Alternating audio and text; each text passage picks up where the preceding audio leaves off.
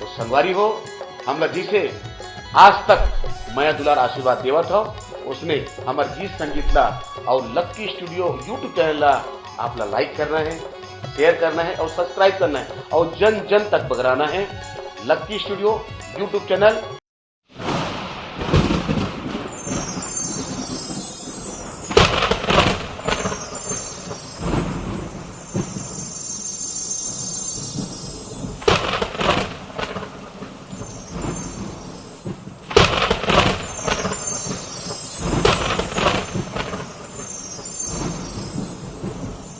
ये करिया बादल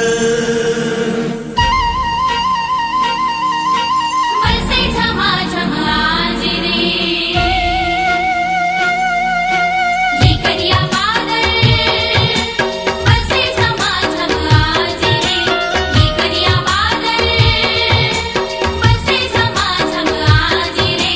महकाए माटी चुहेरे ओरिया चाहने माते जाए रे, महकाए माटी चुहेरे ओरिया चाहने माते जाए रे।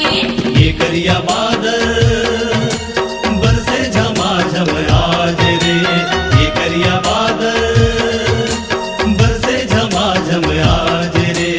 ओढ़े है घुमरी धरे है नागर झुमर दरिया गात रे, ओढ़े है घुमरी धरे है नागर झुमर दरिया गात रे।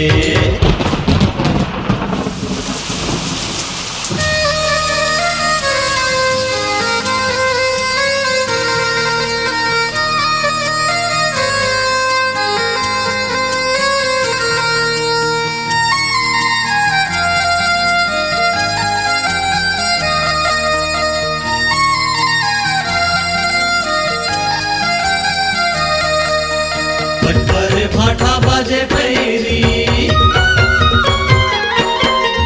पटपर फाटा बाजे पैरी, एड़ी पटकत आवे भोजी बैरी। पटपर फाटा बाजे पैरी, पटपर फाटा बाजे पैरी, एड़ी पटकत आवे भोजी बैरी। हले आवे बासी करता पानी नदिया के, नदिया डोंगा माड़े बूहे पूरा घड़ भर के झन रखबे माया ला मोर मायारू, घड़ भर के झन रखबे माया ला मोर मायारू।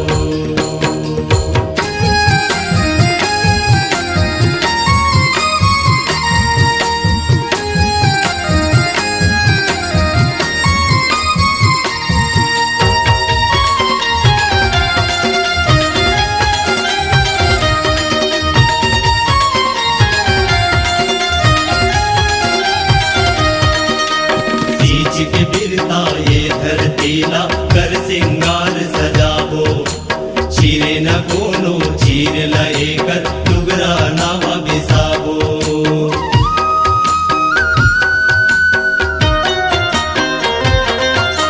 सींच के बिरता ये धरती ला कर सिंगार सजावो, चीरे न कोनो चीर लए कर टुगरा नावा बिसावो। हरियर हरियर अंग अंग रंगे हैं आज रे, हरियर हरियर अंग अंग रंगे हैं आज रे।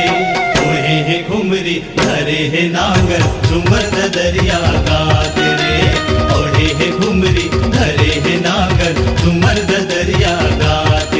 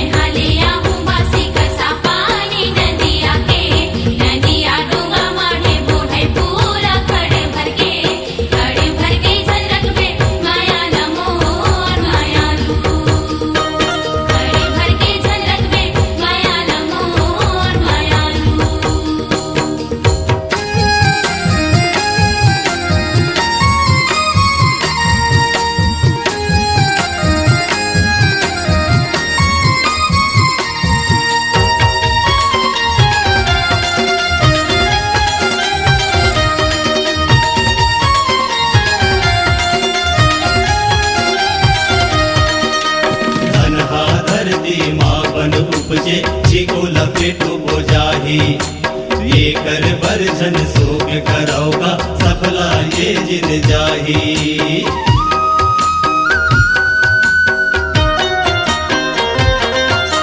धनहा धरती माँ बन उपजे जिको लपेटो बोजाही ये कर बरझन सोग करौगा सफला ये जिन जाही हमर किसानी हमर जवानी आए रे हमर किसानी हमर जवानी आए रे ये भुइया के राज के खातिर खून पसीना बहाए रे ये भुइया के राज के खातिर खून पसीना बहाए रे ये करिया